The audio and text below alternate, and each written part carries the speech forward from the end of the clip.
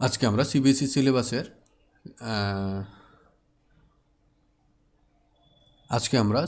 Class 10-এর ফিজিক্সের electricity চ্যাপ্টারটা start করব, যেটা টার্ম টুর ফিজিক্সের প্রথম চ্যাপ্টার। আর এটা ইলেকট্রিসিটি চ্যাপ্টারের প্রথম ভিডিও। তো এই চ্যাপ্টারের প্রথম যে টপিকটা হচ্ছে electric charge.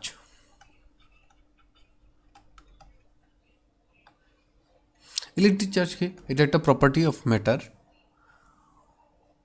which causes it to experience force in electric and magnetic field। অর্থাৎ ইলেকট্রিক চার্জ এটা প্রপার্টি অফ ম্যাটার, যার জন্য তাকে যদি কোনো ইলেকট্রিক ফিল্ড বা ম্যাগনেটিক ফিল্ডে রাখা হয়, সে ওইখান থেকে একটা ফোর্স এক্সপিরিয়েন্স করে। ঠিক আছে? ইলেকট্রিক চার্জ কয় রকমের হয়? আমাদের যেটা ইলেকট্রিক চার্জ মেইনলি আমরা দুই রকমের ধরি, পজিটিভ চার্জ আর নেগেটিভ চার্জ। ঠিক আছে? এবার দেখো, পজিটিভ চার্জ কাদের বলবো আর নেগেটিভ চার্জ কাদের বলবো। আমরা ক্লাস 9-এ হয়তো পড়েছিলাম অ্যাটম। ঠিক আছে? অ্যাটম কী কী জিনিস নিয়ে তৈরি থাকে? অ্যাটম তৈরি হয় নর্মালি, মানে অ্যাটম এর সেন্টারে থাকে নিউক্লিয়াস, আর তার চারিদিকে, নিউক্লিয়াসের চারিদিকে ইলেকট্রনগুলি কী করে? রিভলভ করে। ঠিক আছে? নিউক্লিয়াসের মধ্যে কে থাকে? Proton plus neutron, P plus N. তো আমরা তখন পড়েছিলাম ইলেকট্রনগুলি নেগেটিভলি চার্জড আর প্রোটনগুলি পজিটিভলি চার্জ। আমরা ক্লাস 9-এ পড়েছিলাম এগুলি। আর অ্যাটম ইজ ইলেকট্রিক্যালি নিউট্রাল।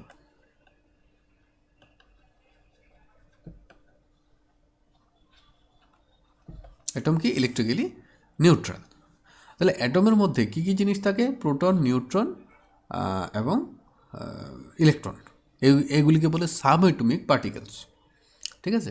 তো একটা অ্যাটমের মধ্যে প্রোটন পজিটিভলি চার্জ, তাহলে আমরা পজিটিভলি চার্জের যদি এক্সাম্পল আমরা চিন্তা করতে হয়, তাহলে আমরা প্রোটন লিখে দিই, নেগেটিভলি চার্জডের মধ্যে ইলেকট্রন লিখে দিই। ঠিক আছে? তো এখন প্রোটনের চার্জটা হচ্ছে 1.6 × 10⁻⁻19 কুলম্ব। কুলম্বটা কি? SI unit of charge. চার্জের এসআই ইউনিট কি? কুলম্ব। ইলেকট্রন কত? -1.6 × 10⁻⁻19 কুলম্ব। তো কুলম্ব কি? কুলম্ব হচ্ছে এসআই ইউনিট অফ চার্জ। তাহলে আমরা এসআই ইউনিট অফ চার্জ কি? SI unit of charge equal to coulomb। ঠিক আছে? তাহলে সিজিএস ইউনিট কি? সিজিএস ইউনিট হবে তার ইএসইউ চার্জ। ইএসইউর ফুল ফর্ম হচ্ছে ইলেকট্রোস্ট্যাটিক ইউনিট। এখন মনে রাখবে, 1 কুলম্ব এসআইতে যদি আমরা 1 কুলম্ব কনভার্সনটা করছি, 1 কুলম্ব ইকুয়াল টু কত ESU? 1 coulomb equal to 3 × 10⁻9 ESU charge. ঠিক আছে? এত ইলেকট্রোস্ট্যাটিক ইউনিট চার্জ। এই জিনিসটা মনে রাখবে। তাহলে নর্মালি আমরা পজিটিভ চার্জ বলতে কাকে বুঝি? এখন অবধি যা দেখলাম আমরা, পজিটিভ চার্জ বলতে আমরা প্রোটনকে বুঝি, তার নেগেটিভ চার্জ বলতে আমরা ইলেকট্রনকে বুঝি। ঠিক আছে? কিন্তু আরও কিছু জিনিস আছে যেগুলিকে আমরা পজিটিভলি চার্জড বলতে পারি, নেগেটিভলি চার্জ বলতে পারি। এটা আমরা ক্লাস 9-এই পড়েছিলাম যে আয়ন্স। ঠিক আছে? আয়ন্স কিন্তু চার্জড, হয় সে পজিটিভলি চার্জড, না হয় সে নেগেটিভলি চার্জড। আয়ন কীভাবে তৈরি হয়? যদি কোনো একটা অ্যাটম থেকে ইলেকট্রন বেরিয়ে যায়, অথবা যদি ওই অ্যাটমের মধ্যে কোনো রকম কোনোভাবে ইলেকট্রন ঢুকে। ঠিক আছে? তখন কি হয়? যে অ্যাটমটা এটা চার্জড হয়। ঠিক আছে? For due to deficiency of electron or excess of electron. ঠিক আছে?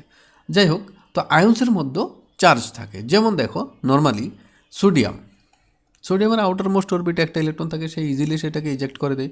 তাহলে সোডিয়াম কী হয়ে যাবে? প্লাস। অর্থাৎ এখানে সোডিয়ামের ধরো কটা ইলেকট্রন আছে? 11টা ইলেকট্রন আছে। 11 number of electrons are in sodium. তো সোডিয়ামের মধ্যে 11 নাম্বার অফ ইলেকট্রন থেকে একটা ইলেকট্রন বেরিয়ে যায়, তাহলে তার মধ্যে টোটাল নাম্বার অফ ইলেকট্রন কটা এখন থেকে গেল? 10টা। কিন্তু তার মধ্যে প্রোটন নাম্বার কটা আছে? প্রোটন নাম্বার আছে বা অ্যাটমিক নাম্বার হচ্ছে তার 11। তো প্রোটন নাম্বার হচ্ছে 11 প্লাস মানে 11টা প্রোটন আছে তার মধ্যে, আর ইলেকট্রন কয়টা আছে 10টা, -10, তাহলে একটা প্রোটন কিন্তু তার মধ্যে অ্যাক্সেস রয়ে গেল এখানে। ঠিক আছে, তো প্রোটনের চার্জ কি পজিটিভ, তাহলে সোডিয়ামটা কি হয়ে গেল পজিটিভলি চার্জড আয়ন। তাহলে আমি এই পজিটিভ চার্জের মধ্যে পজিটিভলি মানে ইলেকট্রিক চার্জ তো দুই রকমের, পজিটিভ আর নেগেটিভ, তো পজিটিভ চার্জের মধ্যে আমি পজিটিভলি চার্জড আয়ন লিখতে পারি, পজিটিভলি চার্জড আয়ন, আর এটার মধ্যে লিখতে পারি negatively charged ion.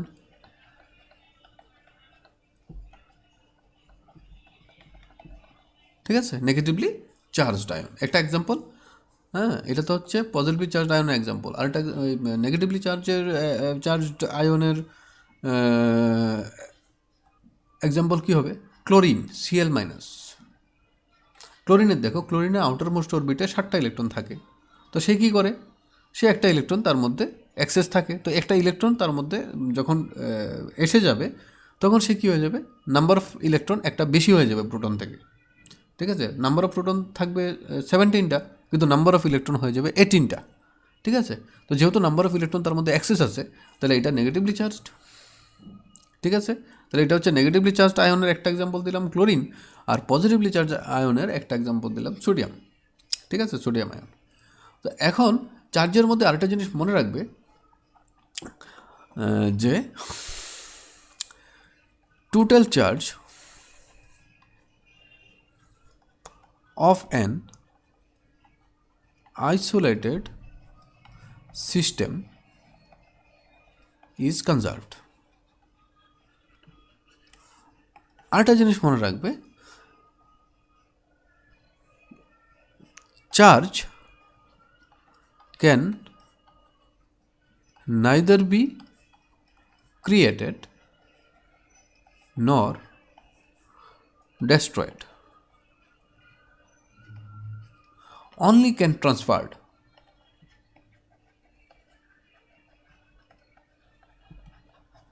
From one body to another, মানে একটা বডি থেকে আরেকটা বডিতে নেওয়া যায়। এই যে দুইটা পয়েন্ট, এটাকে বলে কনজারভেশন ল অফ চার্জ, যেটা অ্যাকচুয়ালি তোমাদের অতটা ইম্পর্টেন্ট নেই এটা, কিন্তু এটা জানাটা দরকার। Conservation law of charge. আরেকটা জিনিস যেটা জানা দরকার, positive charge repel other, and negative positive attracts other. ঠিক আছে, তাহলে এটা কি হবে, এই পজিটিভ আর পজিটিভ চার্জ মানে তাদেরকে কি করবে, একজন একজনকে রিপেল করবে, পজিটিভ নেগেটিভ চার্জ একজনকে একজন অ্যাট্রাক্ট করবে, নেগেটিভ পজিটিভ চার্জ একজনকে একজন অ্যাট্রাক্ট করবে, অ্যান্ড নেগেটিভ চার্জ কী করবে, একজনকে একজন রিপেল করবে। তাহলে রিপেল করবে কারা কারা, পজিটিভ অ্যান্ড নেগেটিভ। পজিটিভ চার্জকে যদি কাছাকাছি, দুইটা পজিটিভ চার্জকে যদি আমরা কাছাকাছি রেখে দিই, তাহলে কী করবে, তারা একজনকে একজন রিপেল করবে। একটা পজিটিভ আর একটা নেগেটিভ চার্জকে যদি কাছাকাছি রেখে দিই, তাহলে তারা অ্যাট্রাক্ট করবে। একটা নেগেটিভ একটা পজিটিভ চার্জকে যদি কাছাকাছি রেখে দিই, তাহলে তারা অ্যাট্রাক্ট করবে, আর দুইটা নেগেটিভ চার্জকে যদি কাছাকাছি রেখে তারা রিপেল করবে। ঠিক আছে, তাহলে এখান থেকে আমরা কি বলতে পারি, যে like charges repel each other, unlike charges attract each other. ঠিক আছে, এই জিনিসটা মাথায় রাখবে। তারপরে যে টপিকটা আমাদের, সেটা হচ্ছে ইলেকট্রিক কারেন্ট।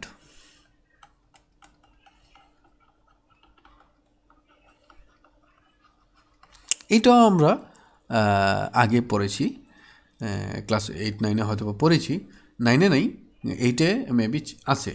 হ্যাঁ, ইলেকট্রিক কারেন্ট। তো এখানে ইলেকট্রিক কারেন্টের ডেফিনেশনটা কি, it is the amount of charge flowing through a conductor or through a cross section per unit time. ঠিক আছে, amount of charge flowing through a conductor per unit time. আচ্ছা, mathematically এটাকে কীভাবে রিপ্রেজেন্ট করা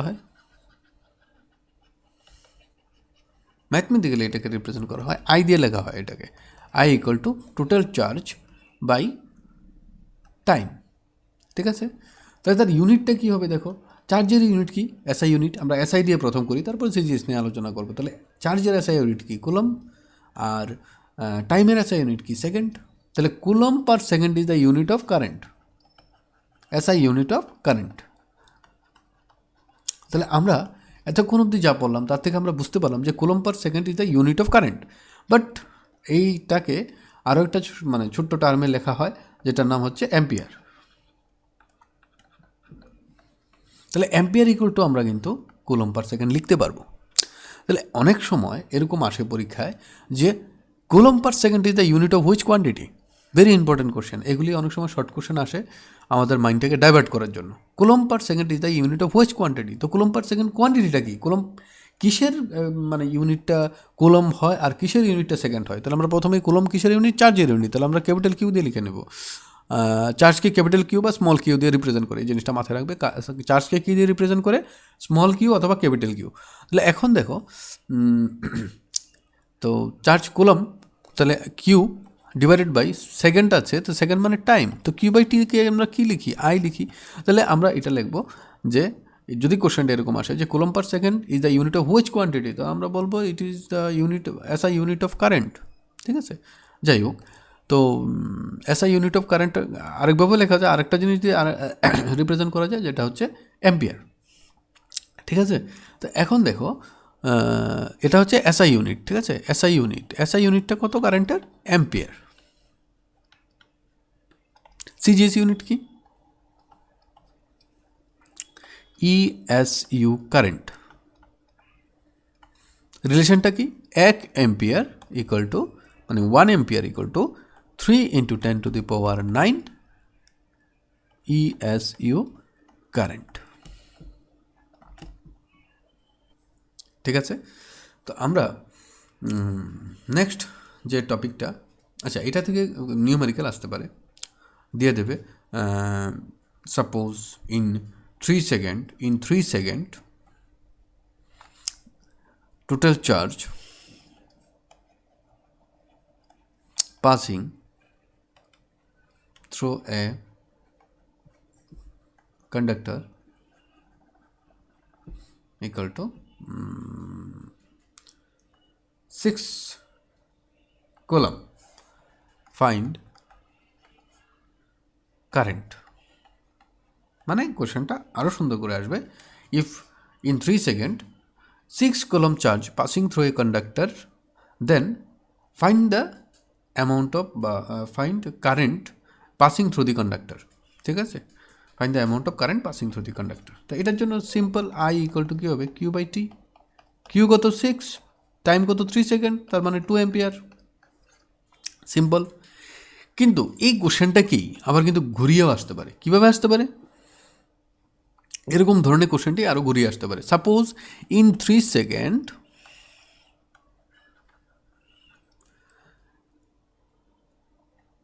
10⁻19 electrons, আমি একটু গুছিয়ে লিখছি, ধরো ইন 4 সেকেন্ড, সরি কোশ্চেনটা একটু ক্যালকুলেশনের সুবিধার জন্য আমি একটু চেঞ্জ করে দিচ্ছি। ইন 4 সেকেন্ড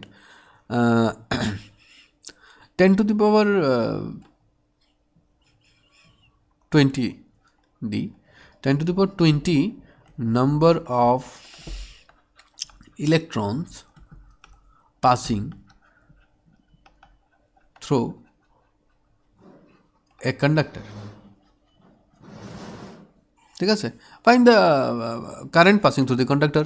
তাহলে আমাকে কী বের করতে বলেছে? কারেন্ট বের করতে বলেছে। ঠিক আছে, দেখো 20 নাম্বার অফ ইলেকট্রন মানে 10⁻20 নাম্বার অফ ইলেকট্রনস কী হচ্ছে? পাসিং করছে কত সেকেন্ডে? 4 সেকেন্ডে। এখন দেখো এবার কিন্তু চার্জ দেয়নি, তাহলে আমার কী করতে হবে? এখানে চার্জ বের করতে হবে। ঠিক আছে, এখানে চার্জ কত হবে? দেখো কত নাম্বার অফ ইলেকট্রন কত? n ইকুয়াল টু 10⁻20 এতটা ইলেকট্রন আছে। একটা ইলেকট্রনের চার্জ কত? E equal to 1.6 × 10⁻19। ঠিক আছে, তাহলে এখানে টোটাল চার্জ কত হলো? একটা ইলেকট্রনের চার্জ এত, তার মধ্যে ইলেকট্রন আছে অত, তাহলে therefore total charge Q equal to কত হবে?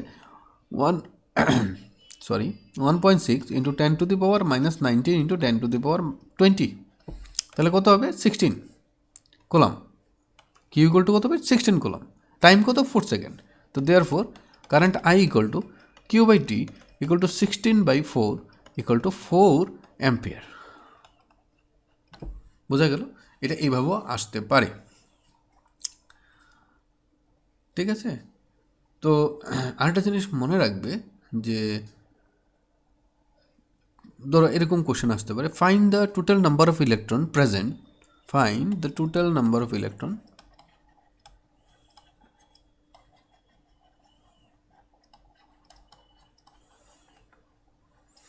present in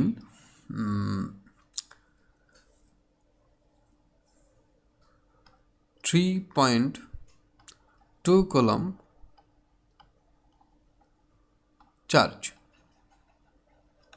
ঠিক আছে, এখানে নাম্বার অফ ইলেকট্রন বের করবো আমরা।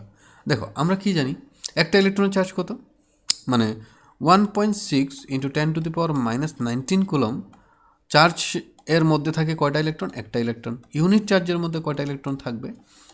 1/1.6 × 10⁻⁻19। ঠিক আছে, এখন কত বলেছে আমাকে বলেছে 3.2, তাহলে 3.2 কুলম্ব চার্জের মধ্যে ইলেকট্রন কটা থাকবে? 3.2 ডিভাইডেড বাই 1.6 × 10⁻⁻19। তো এটাকে যদি কত হবে, এটা কাটলে হবে 2, তো কত হবে? 2 × 10⁻+19 নাম্বার অফ ইলেকট্রনস। তাহলে এখান থেকে আর নাম্বার অফ ইলেকট্রনসও বের করে নিতে পারি। তো এটার জন্য আরেকটা আছে যেটা তোমাদের সিলেবাসে নেই, কোয়ান্টাইজেশন অফ চার্জ। এটা জেনে রাখলে ভালো। এটা হচ্ছে the total charge of A microscopic body, the total charge of a microscopic body is equal to integral multiple of a fundamental charge.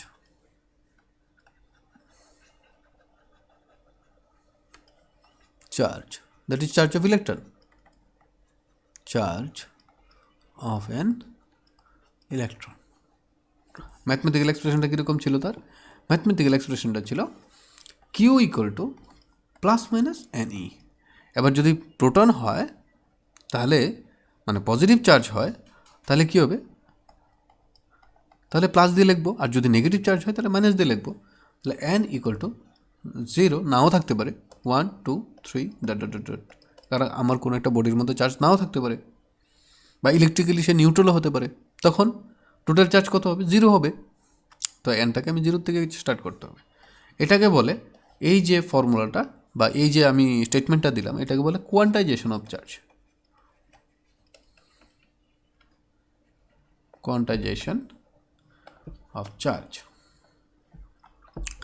ঠিক আছে, আরেকটা জিনিস মনে রাখবে, আমরা কনভেনশনাল কারেন্টের ডিরেকশনটা কনভেনশনাল আর কি। ঠিক আছে, কনভেনশনাল কি? কনভেনশনাল ধরো ইলেকট্রন যাচ্ছে এদিকে, কিন্তু কনভেনশনাল কারেন্টের, ইলেকট্রনিক কারেন্টের ডিরেকশনটা ইলেকট্রন যেদিকে যাচ্ছে এদিকেই ধরা হয়, কিন্তু কনভেনশনাল কারেন্টের ডিরেকশন ধরা হয় ইলেকট্রন যেদিকে যাচ্ছে ঠিক তার উল্টা দিকে। কেন এরকম ধরা হয়? কারণ আমরা জানি সব সময় কোনো একটা জিনিস হায়ার পটেনশিয়াল থেকে লোয়ার পটেনশিয়ালের দিকে যায়। ঠিক আছে, যেমন ধরো জল সব সময় পাহাড়ের উপর থেকে নিচের দিকেই যায়, নিচের থেকে কিন্তু উপরের দিকে যায় না। অর্থাৎ কি, উপরের পটেনশিয়াল এনার্জি হাই না, তাহলে হায়ার পটেনশিয়াল থেকে লোয়ার পটেনশিয়াল এনার্জির দিকে ফ্লো করে। তো ওইটাকে ওইগুলি সব কিছুর জন্যই সেম। এটা আমি হিট অ্যান্ড থার্মোডাইনামিক্সে গেলেও দেখবে যে হট বডি থেকে কুল বডির দিকে মানে হিটটা ফ্লো করে। তো এই যে মানে এগুলির জন্যই হয়তো বা এটাকে এমন ধরেছে যে হায়ার পটেনশিয়াল থেকে লোয়ার পটেনশিয়ালের দিকে যাবে। তো ইলেকট্রন সবসময় কী করে, লোয়ার পটেনশিয়াল থেকে হায়ার পটেনশিয়ালের দিকে যায়। ইলেকট্রন কী করে, সবসময় লোয়ার পটেনশিয়াল থেকে হায়ার পটেনশিয়ালের দিকে যায়, লোয়ার পটেনশিয়াল থেকে হায়ার পটেনশিয়ালের দিকে যায় ইলেকট্রন। তাহলে কারেন্টটা কোন দিক থেকে কোন দিকে যাবে? হায়ার পটেনশিয়াল থেকে লোয়ার পটেনশিয়ালের দিকে যাবে কারেন্ট। হ্যাঁ, তার জন্য, কারণ ইলেকট্রন যেদিকে যায় এটা হচ্ছে কি, from higher potential to lower potential, lower potential to higher potential. দেখো কোনো একটা ব্যাটারির সিম্বল কীভাবে দিই আমরা এরকমভাবে, ঠিক আছে। তো এরকমভাবে যদি থাকে তাহলে ইলেকট্রনগুলি লোয়ার পটেনশিয়াল থেকে এভাবে হায়ার পটেনশিয়ালের দিকে আসবে ইলেকট্রনগুলি। কিন্তু কারেন্ট কি হবে আমরা জানি, মানে যদি তুমি কোনো একটা ওশেনের যদি কারেন্ট দেখি আমরা, ওয়াটার ফ্লোয়িংয়ের যেটা হয়, ওয়াটার সবসময় কিন্তু হায়ার পটেনশিয়াল থেকে লোয়ার পটেনশিয়ালের দিকে যায়, ঠিক আছে। তো সেইভাবে কারেন্টকেও ধরা হয় কি হায়ার পটেনশিয়াল থেকে লোয়ার পটেনশিয়ালের দিকে যায়, অর্থাৎ ইলেকট্রন যেদিকে যায় সেটা হচ্ছে আমার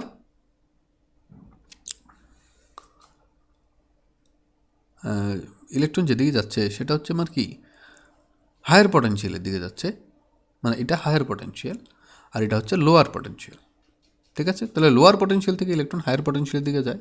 তাহলে যেহেতু আমরা জানি কোনো একটা কারেন্ট, এটা তো ইলেকট্রিক কারেন্ট, কারেন্ট মানে তো তোমার এই যে সমুদ্রের মধ্যে যে ঢেউ ওঠে এটাকেও তো আমরা অনেক সময় কারেন্ট বলি, বা যেদিকে তোমার নদীর মধ্যে যেদিকে ওয়াটারটা ফ্লো করছে আমরা বলি না এগেইনস্ট দ্য কারেন্ট। মানে ধরো কোনো একটা আমরা যে আগে অঙ্ক করতাম তখন আমরা মানে এই যে নিউমেরিক্যাল প্রবলেমগুলি করতাম, কারেন্টের নিউমেরিক্যাল প্রবলেমগুলি ক্লাস 8-এ, যে একটা লোক যাচ্ছে কারেন্টের অপোজিট ডিরেকশনে বা against the direction of water current, ঠিক আছে। তাহলে কারেন্ট সবসময় মনে রাখবে, এটা ওয়াটার কারেন্ট হোক বা ইলেকট্রিক কারেন্ট হোক, সবসময় হায়ার পটেনশিয়াল থেকে লোয়ার পটেনশিয়ালের দিকে যায়। তো ওই কনভেনশন, এই কারণে এটাকে বলে কনভেনশন, বাই কনভেনশন আর কি, যাই হোক। তাহলে এটা কি কনভেনশনাল কারেন্টের ডিরেকশন কোন দিকে হয়, ইলেকট্রন যেদিকে যায় ঠিক তার উল্টা দিকে, ঠিক আছে। এখন আমরা নেক্সট যে টপিকটা করব সেটা হচ্ছে electric potential.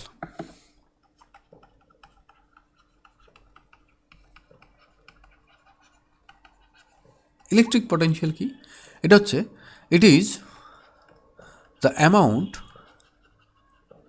of work done to bring a unit positive charge from infinity to a point in an electric field, ঠিক আছে। মানে ইনফিনিটি থেকে একটা ইউনিট পজিটিভ চার্জকে ইলেকট্রিক ফিল্ডের কোনো একটা পয়েন্টে আনতে যে ওয়ার্ক ডান আমাদের করতে হবে সেটাকে বলে electric potential, is known as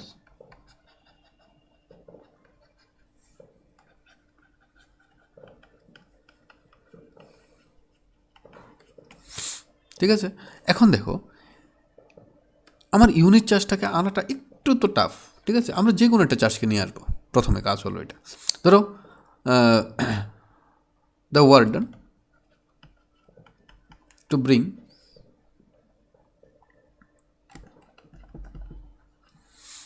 q amount of charge, মানে q coulomb charge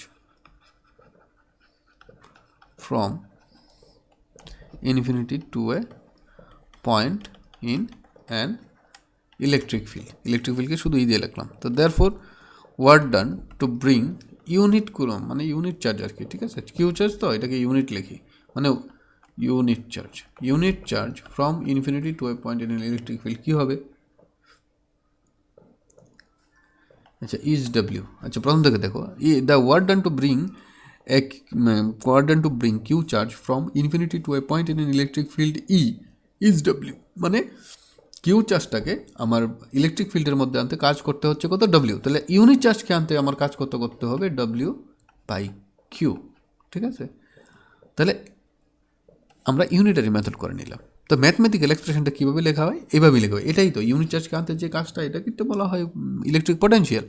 তাহলে দেখো, তাহলে ইলেকট্রিক পটেনশিয়ালটাকে ম্যাথমেটিক্যাল এক্সপ্রেশন কীভাবে লিখবো, ইলেকট্রিক পটেনশিয়ালকে কী দিয়ে ডিনোট করা হয়, ভি দিয়ে ডিনোট করা হয়, ঠিক আছে। তাহলে ভি ইকুয়াল টু কী হবে, ডব্লিউ বাই কিউ।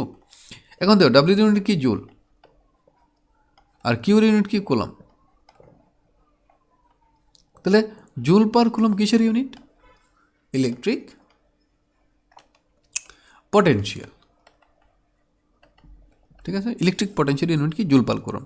এতক্ষণ যা বলেছি তার থেকে আমরা এটাই জানতে পারলাম যে joule per coulomb is the unit of electric potential, এটাকে ভোল্ট দিয়েও লেখা যায়, ঠিক আছে। Joule per coulomb is the SI unit of and volt is also the SI unit of electric potential, ঠিক আছে। তো অনেকবার কোশ্চেন এসছে যে joule per coulomb is the unit of which quantity, ঠিক আছে। তো বা এটাকে এরকমভাবেও লেখে, দেখো ভোল্ট ইকুয়াল টু আমরা কী লিখতে পারবো, জুল পার কুলম। তাহলে একবার এসছে পরীক্ষায় volt into coulomb is the unit of which quantity. তো ভোল্ট পার কুলম এখানে ক্রস মাল্টিপ্লিকেশন করলে ভোল্ট পার কুলম হয়ে যায়। তো volt per coulomb equal to আর ওইদিকে কী থাকে, জুল। তাহলে এটা কিসের ইউনিট হবে, work done or energy. The volt per coulomb is the joule per coulomb is the unit of which quantity, electric potential. The simplest unit of SI unit of electric potential বা SI unit of electric পোটেনশিয়ালকে কী দিয়ে লেখা হয়, volt দিয়ে লেখা হয়। তাহলে আমরা লিখতে পারি volt equal to joule per coulomb. তাই অনেক সময় পরীক্ষায় প্রশ্ন আসে যে joule per coulomb is the unit of which quantity, electric potential. বা এরকমভাবে আসতে পারে volt into coulomb is the unit of which quantity, এটা হচ্ছে ওয়ার্ক ডান বা এনার্জি, ঠিক আছে। তা এখন সিজিএস ইউনিট, তো সিজিএস ইউনিট কি, ইএসইউ পটেনশিয়াল, ঠিক আছে। এখন কনভার্সন, তাহলে 1 ভোল্ট, এটা মনে রাখবে, equal to 300 ESU potential.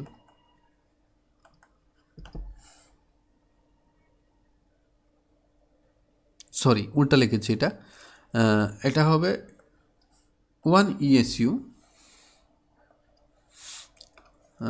1 ESU equal to 300 volt. আমি লেখার সময় এটা উল্টা লিখে ফেলেছি আর কি। তাহলে এটা মনে রাখবে 1 ইএসইউ ইকুয়াল টু 300 ভোল্ট। এটা হচ্ছে সিজিএস, এটা হচ্ছে এসআই। তাহলে সিজিএস থেকে এসআই যেতে গেলে কী হবে, এই কনভার্সনটা আমাদের মনে রাখতে হবে। যদিও আমাদের বলা আছে যে আমরা সবসময় এসআই নিয়েই কাজ করব, তারপরে অনেক সময় পরীক্ষায় প্রশ্ন আসে সিজিএস ইউনিট দিয়ে, ঠিক আছে।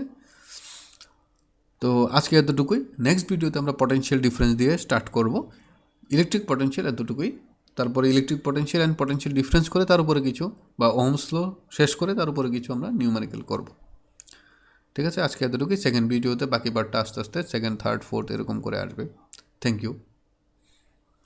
আর যে কোশ্চেনগুলি বলছি, এই কোশ্চেনগুলি যদি মনোযোগ দিয়ে শোনো তাহলে অনেকগুলি কনসেপ্ট ক্লিয়ার হয়ে যাবে, ঠিক আছে। Thank you.